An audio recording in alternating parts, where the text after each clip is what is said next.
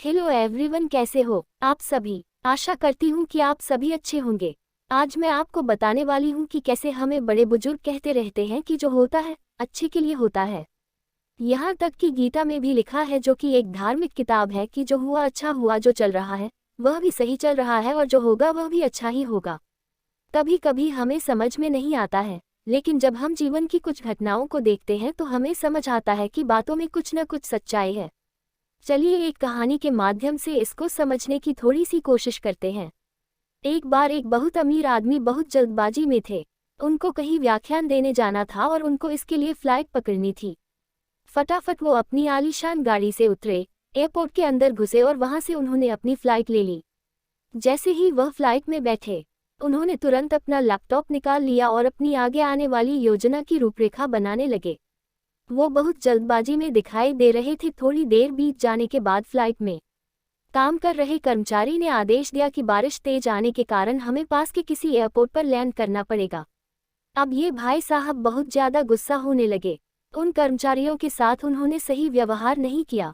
गुस्सा होने लगे। आनन फानन में जैसे ही एयरपोर्ट पर उतरे तो किसी ने इनको देखो इनको जानता था कि नमस्कार सर, मैं आपको जानता हूँ। आप वही डॉक्टर भटनागर हैं जिनको पास के एक शहर में स्पीच देने के लिए जाना है। मुझे भी वही जाना है। मैं आपकी सहायता कर सकता हूँ। इस शहर से उस शहर की दूरी 3 घंटे की है। आप यहाँ से गाड़ी लेकर जा सकते हैं और समय पर पहुँच सकते हो। डॉक्टर साहब ने उस शख्स का धन्यवाद किया और जल्दी से गाड़ी पकड़ ली। गाड़ी वाले से यह कह दिया कि मुझे सही सलामत सही वक्त पर पहुँचा देना, लेकिन बारिश रुकने का नाम नहीं ले रही थी।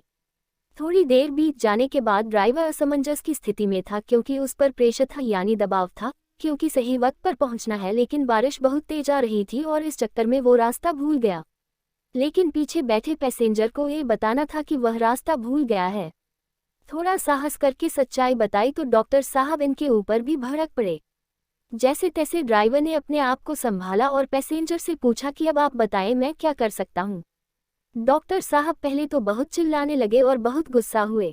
जो भी इनको भड़ास निकालनी थी वो निकाल ली और कहा कि अब जहाँ कहीं भी रुकने की व्यवस्था हो वहाँ चलिए, पास में गांव आता है और गांव में एक छोटा सा घर होता है। घर को खटखटाते हैं। बूढ़ी सी माँ की आवाज़ आती है। माँ बोलती है कि परेशान ना करें, आप अंदर आ सकते हैं। बूढ़ी अम्मा ईश्वर की भक्ति में लीन थी। कुछ देर पर फ्री होने के बाद में बोलती है कि आपको चाय लेनी है या फिर मैं आपको पानी पिलाऊं। जो भी वह आप भगत कर सकती थी उन्होंने कर ली। डॉक्टर बोला आपने हमसे पूछा, इसके लिए ईश्वर का बहुत बहुत शुक्रिया। तो इतने में बुढ़िया बोली कि नहीं नहीं, ईश्वर का धन्यवाद तो मैं तब करूंगी जब मेरा ये छोटा सा बच्चा ठीक होगा। ये पिछले काफ़ी समय से बीमार है। इसके मम्मी पापा जल्दी गुजर गए और इसके इलाज के लिए बहुत पैसा लगना है। मैं जानती हूँ कि शहर के एक बहुत बड़े डॉक्टर हैं, वही डॉक्टर भटनागर उसका इलाज कर सकते हैं। आप देखिए कि कितनी मार्मिक स्थिति है।